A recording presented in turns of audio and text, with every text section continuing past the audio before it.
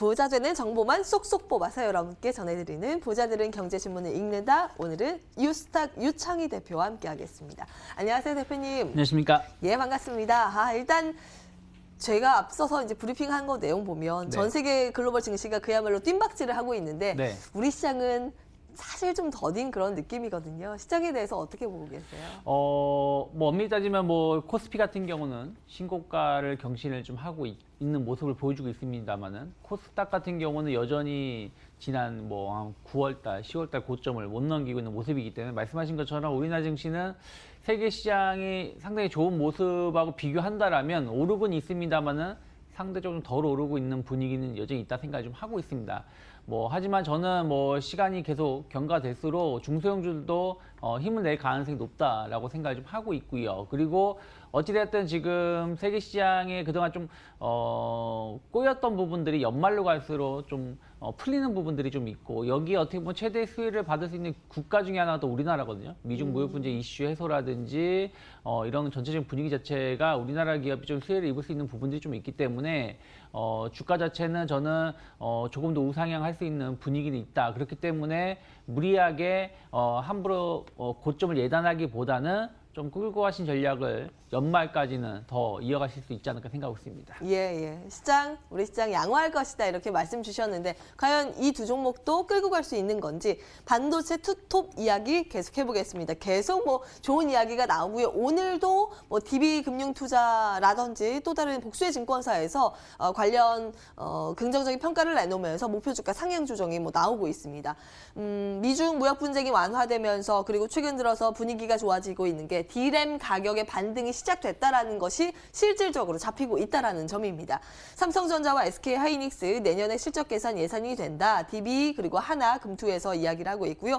목표가 상향 조정이 줄줄이 나오고 있습니다. DB 금투의 자료에 따르면 삼성전자는 6만 원에서 7만 원으로, SK하이닉스는 기존 10만 원에서 11만 5천 원으로 눈높이를 높여 잡았습니다.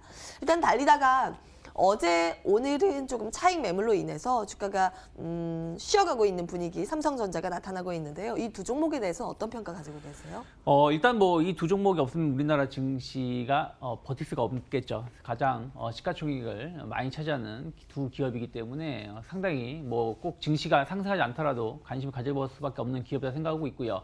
어떻게 보면은 한 2년 가까이, 1년 반 정도에서 2년 가까이 좀 좋지 못했던 흐름들이 있었죠. 반도체 업황이 안 좋을 것이라는 부정적 이슈 때문에. 그런데 연초부터 내년부터 좀 좋아질 수 있다는 기대감들이 계속 나왔고, 그러한 것들이 어떻게 보면 여름 이후부터는 좀 확인이 되고 있다는 것이죠. 그래서 주요 기업들이 서버 증설에 들어가는 것이 확인이 되고 있고, 그러한 것들 어떻게 보면은 D램 가격을 좀 회복시킬 수 있는 부분들, 그리고 지금 5G 서비스든 4차 산업혁명 관련돼서 반도체 수요는 계속해서 늘어날 수밖에 없는 구조는 앞으로 계속 이어질 수밖에 없다라는 부분들이 투자 심리를 좀 끌어올리고 있다 생각을 좀 하고 있습니다. 그러면서 미중 무역 분쟁 이슈 자체가 좀 해소가 되는 부분들을 갔을 때 국내 기업들이 또 수혜를 입을 수 있고요. 거기다가 낸드 플래시 투자가 늘어난다라고, 그러니까 올해보다 계속 늘린다라는 이야기 역시 반도체 업황에 대해서 긍정적인 평가를 갖고 있기 때문에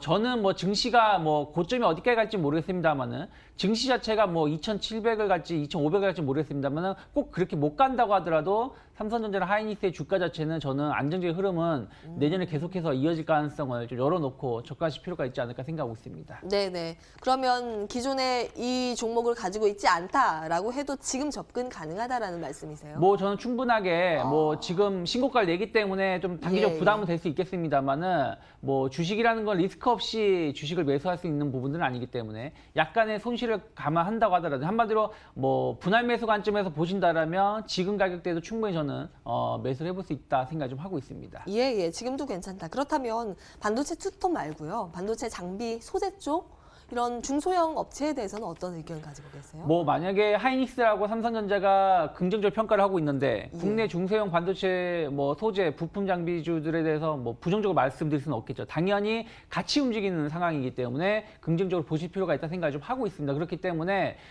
최근에 보시면 시스템 반도체 쪽으로 해가지고 중소형주들이 많이 올라왔었던 부분들이 좀 있고요. 소재 장비주들이 약간 덜 오른 부분들이 있습니다만 어찌됐든 삼성전자, 하이닉스가 투자를 계속해서 증가시키겠다는 부분들이 확인이 되고 있기 때문에 이러한 기업들도 충분히 우상향 가능성을 열어놓고 중장기적인 관점에서 접근 충분히 이루어질 수 있다 생각 좀 하고 있습니다. 예. 혹시 보고 있는 종목 가지고 계세요? 뭐 대형 기업은 뭐 지금 말씀드린 부분들이 좀 있고요. 중소형 기업이라면 최근에 좀 많이 올라와서 부담은 될 수 있겠습니다만은 DB하이텍 같은 기업들도 충분히 오늘도 약간 강하던데, 눌림목이 예. 나온다라면 접근해 볼 수 있다 생각 좀 하고 있습니다. 예. 중소형주 쪽에서는 DB하이텍 보고 계세요. 저희가 사실 부자들의 경제신문을 읽는다를 통해서 지난 11월 달부터 지속적으로 말씀드렸던 종목이기도 한데요. 흐름 놓고 체크해 보도록 하겠습니다. 다음 기사 보실까요? 간만에 위즈윅 스튜디오 이야기가 들려고 있어서요. 한번 점검을 해볼까 합니다. 그동안 정말 주가의 부침이 심했어요. 네. 지난 6월 고점 대비했을 때 한 20-30%의 조정대에 지금 맞닿아 있는 상황이라서요. 근데 요즘 모멘텀 이야기가 들리고 있어서 강재규 감독의 차기 영화 보스턴이라는 이 영화와 용역 계약을 지난 18일에 체결했다라는 공시가 나왔고 그 다음 날에 유상증자 결정 소식이 들려왔는데요. 규모가 54억 원 규모 제3자 배정으로 진행이 됩니다. 운영 자금을 조달하기 위해서 했다라는 공시였습니다. 그럼 이 자금을 통해서 어떠한 미래에 대한 먹거리를 투자를 하겠다라는 것인데 이게 내년에 IP를 바탕으로 다른 뭐 웹툰이나 뭐 게임이나 이런 IP를 가지고 있는 기업들과 협의체를 구성해서 새로운 스튜디오를 설립할 것으로 계획이 되고 있습니다. 일단 이에 대한 시너지 효과가 어느 정도 나타날 것인가 증권가에서 주목을 하고 있는 모양새이고요. 이제 주가가 바닥에 딛고 다시 상승을 할 수 있을 것인가 아주 중요한 자리가 아닌가 싶어요. 어떤 그렇죠. 의견이신가요? 뭐 이 회사가 최근에 여러 가지 뉴스들이 많이 나왔습니다. 예. 말씀하신 것처럼 어쨌든 보스턴 1947 특수효과 용역을 계약을 체결했고 뭐 뜨거운 피라든지 스텔라 등 여러 가지 현재 제작 중인 것도 있다라고 발표가 나오긴 했었죠. 그리고 유상증자 제3자 배정으로 유상증자를 진행을 했고 또 전시대 행사 AMP 커뮤니티를 125억에 또 인수하는 소식도 나오면서 진짜 여러 분야에 대해서 이 뉴스들이 나왔습니다. 하지만 이런 뉴스들은 상당히 좀 좋은 뉴스들이라고 보시면 되겠죠.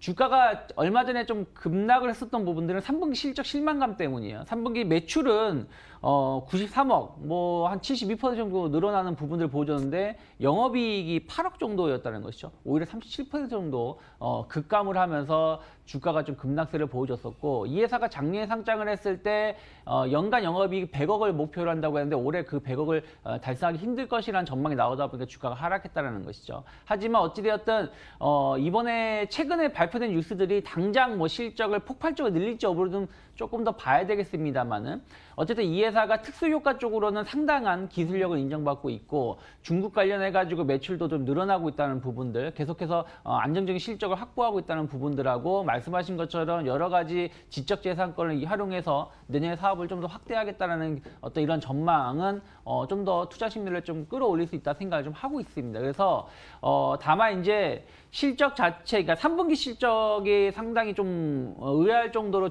안 좋았던 부분들이 좀 있었기 때문에 4분기 실적을 좀 확인하고 움직이고자 하는 심리가 좀 있을 수 있다 생각을 좀 하고 있어요. 그래서 최근에 나온 뉴스들이 단번에 주가를 끌어올리만 뉴스보다는 좀 중장기적인 관점에 접근해봐야 되는 뉴스라 그러면 무리하게 지금 급하게 주식을 사실 필요는 없고 좀 분할 매수 관점에서 좀 흐름을 좀 보시면서 접근하시면 좋은 결과 볼 수 있지 않을까 생각하고 있습니다. 유창희 대표는 지금 안 산다라는 말씀이시네요. 뭐 저는 어쨌든 최근에 좀 주가 좀 올라던 부분들이 좀 있기 때문에 예. 단기에는 좀 흐름을 좀 더 봐야 되지 않을까. 매물 부담감을 좀 확인하실 필요는 있다 생각하고 있습니다. 그 긴 호흡으로 관심권에 두고 흐름 보다가 조금 괜찮아질 때쯤 다시 한번 언급해 주시기 바라겠습니다. 위즈윅 스튜디오 먼저 정리를 해봤고요. 다음 기사 보실까요?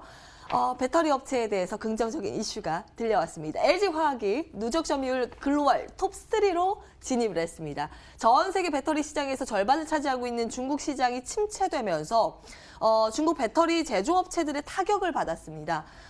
CATL, 비아디 등의 업체들이 약간 불안불안한 움직임을 보이고 있는 사이에 우리 배터리 3사가 그 자리를 비집고 들어가는 움직임 포착이 되고 있습니다. 지금 시장 점유율 나오고 있는데요. 빨간 선으로 예쁘게 하늘에 쳐져 있는 저 보라색 라인이 LG화학입니다. 8.3% 시장 점유율에서 올해 들어서 14.2% 두 자릿수를 회복을 했고요.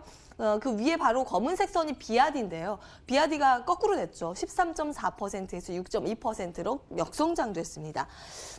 뭐 LG화학뿐만이 아니라 배터리 3사 나머지 뭐 삼성 SDI, SK이노베이션 이 두 종목도 두 자릿수 이상의 성장세를 나타내고 있는데요. 어떤 평가 가지고 계세요? 일단 뭐 중국의 그 보조금이 계속 감소가 되면서 예. 중국 기업들의 경쟁력이 많이 떨어질 수밖에 없다는 거죠. 기술력 자체가 좀 더디다 보니까 보조금에 의존했던 부분들이 어느 정도 예상했었던 부분들이 점유율 좀 하락이 나왔다 생각을 좀 하고 있습니다. 그러면서 우리나라 3사 기업이 상당히 선전하는 모습을 보여줬죠. 뭐 LG화학이 3위에 올라섰다는 얘기도 있지만 삼성 SDI도 5위에 올라설 정도로 상당히 안정적인 흐름을 보여주고 있습니다. 반면에 꼭 중국 기업이 아니라고 하더라도 파나소닉 같은 경우는 테슬라의 약간 침체된 이런 흐름들 때문에 오히려 상당히 점유율이 줄어들고 있는 부분들이 좀 확인되고 있기 때문에 뭐 이것이 얼마나 장기적으로 이어질지 뭐 연속적으로 이어질지 모르겠습니다만은 국내 기업들에 대해서의 안정적인 성장세는 긍정적으로 좀 평가하실 필요가 있다. 전기차 배터리 관련해서의 한국 기업들의 성장성은 확인되는 올해 한 해가 아닌가 생각을 좀 하고 있습니다. 다만 이제 이들 기업들 주가를 본다라면 삼성 SDI를 제외하고는 그렇게 썩 좋은 모습은 아니에요. 왜냐하면 LG화학이라든지 뭐 SK이노베이션 이런 기업은 배터리 사업 부분도 상당히 중요하지만 화학 쪽에 대해서의 업황도 상당히 중요한 부분이 차지하고 있다는 것이죠. 그래서 LG화학만 놓고 본다라면 계속해서 배터리 매출인 늘어나고 있고 수주 잔고도 계속 늘어나고 있는 부분들은 긍정적으로 평가할 수 있겠고요. 어떻게 보면 화학 업황에 대해서 좀 봐야 되는데 이것도 역시 마찬가지로 미중 무역 분쟁 이슈가 좀 잘 마무리된다라면 단번에 업황이 좋아지지 않겠습니다만 좀 업황 개선에 대한 기대감들은 작용할 수 있다 생각을 좀 하고 있고 이에 대해서 LG화학도 노력을 해왔던 부분들이 있기 때문에 저는 충분히 바닥권에서 추가적인 상승 가능하다. 그렇기 때문에 좀 중기적으로 혹은 단기적인 관점에서 보유하신 전략 혹은 뭐 신규 매수 전략도 이루어질 수 있지 않을까 생각하고 있습니다. 그럼 배터리 관련주 중에서 다 놓고요. 탑픽은 뭐라고 보세요? 다 놓고 솔직히 탑픽을 따진다면 삼성전기가 삼성 SDI가 예. 조금은 더 주가에 긍정적인 영향을 좀 미칠 수 있고 LG화학도 바닥에서 올라오는 것이기 때문에 이렇게 바닥에서 올라올 때 추세가 전환되는 것이 확인된다면 상당히 강하게 올라갈 수 있기 때문에 저는 뭐 삼성 SDI라든지 LG화학 좀 탑픽 종목 중에서 좀 관심 있게 보시면 좋지 않을까 생각하고 있습니다. 예. 삼성 SDI, LG화학 두 종목 놓고 체크해 보시죠. 마지막 기사입니다. 이번에는 은행주 이거 어떻게 해야 될까? 이야기가 들리고 있는 게 정부의 주택시장 안정화 방안이 워낙 뭐 주택담보대출 강력 규제 쪽으로 맞춰져 있기 때문에 은행주에 당연히 타격이 예상되고 있는 부분이고요. 그리고 과거에 또 파생 결합 상품의 손실 사태가 있기 때문에 투자 심리 이게 안 좋아진 게 언제 다시 살아날 것인가 이 여파도 있습니다. 그런데 반등세 타던 은행주가 오늘 돈반 주춤하고 있는 이 사이에 최근 들어서 외국인들이 조금씩 사들이고 있는 종목들도 포착이 되고 있고요. 이제 은행주 바닥권이다라는 증권가의 분석도 나타나고 있어서 의견 한번 확인을 해볼게요. 뭐 은행주들은 계속 바닥권이었죠. 어떻게 보면은 예. 실적 대비해서 저평가받는 섹터 중에 하나였는데 이 실적 대비 저평가받는 있는 것보다 성장성에 대해서 계속해서 약간 부담감이 좀 있었고 정부 정책에 대한 부담감들 때문에 주가가 못 올라왔었다는 것이죠. 어찌됐든 최근에 9억 이상 주택 그리고 15억 이상 주택에 대해서 대출 규제가 나오면서 은행 영업하기가 쉽지 않겠다라는 전망이 나오면서 주가가 좀 하락을 했는데 전 그렇게 생각을 좀 하고 있습니다. 정부에서도 그런 말을 했었죠. 은행이 정부 대출 규제 때문에 주가가 하락을 한다라면은 그 은행은 뭐 어떻게 보면은 이자 마진으로만 영업을 해왔기 때문에 좋은 기업이라 말할 수 없다라고 말한 것처럼 최근 은행들은 그러니까 은행 이자 마진으로 영업이익을 보여주는 부분 성장성은 예전보다 많이 줄어들고 있어요. 특히 가계대출은 뭐 5에서 6% 정도 성장성을 보여준 것이고 대부분이 요즘에는 보험이라든지 카드, 뭐 증권, 그러니까 비은행 영업 부분에 대해서의 수익성을 좀 증가시키고 있었다는 것이죠. 그런데 이 부분이 이제 방금 말씀하신 것처럼 DLF라든지 이런 파생 상품 쪽에서 약간 문제가 발생을 해가지고 주가에 좀 발목을 잡았던 부분들이 좀 있었는데 어쨌든 이런 이슈는 주가에 좀 선반영됐다는 생각을 좀 하고 있고 대출 규제보다는 말씀드린 것처럼 비은행 영업 부분에 대해서 성장성은 계속해서 확인이 되고 있다는 부분들 그리고 연말 배당에 대한 기대감들 이런 것을 감안한다라면 모든 은행주들이 다 간다라고 말씀드릴 수는 없겠습니다만은 뭐 최근에 이슈가 됐던 KB금융처럼 좀 그런 거 어떤 규제에서 좀 덜 부담스러운 기업들은 조금 더 상승세를 유지할 수 있지 않을까 생각하고 있습니다. 그러면은 탑픽은 KB금융이라 보세요. 저 뭐 여전히 KB금융이 탑픽이라 보고 있고 예. 그리고 하나금융 지주도 상당히 좀 긍정적으로 보실 수 있지 않을까 생각을 좀 하고 있습니다. 예, KB금융과 하나금융지주 흐름 놓고 체크해 보겠습니다. 유스탁 유창희 대표와 함께했습니다. 오늘 말씀 고맙습니다. 고맙습니다.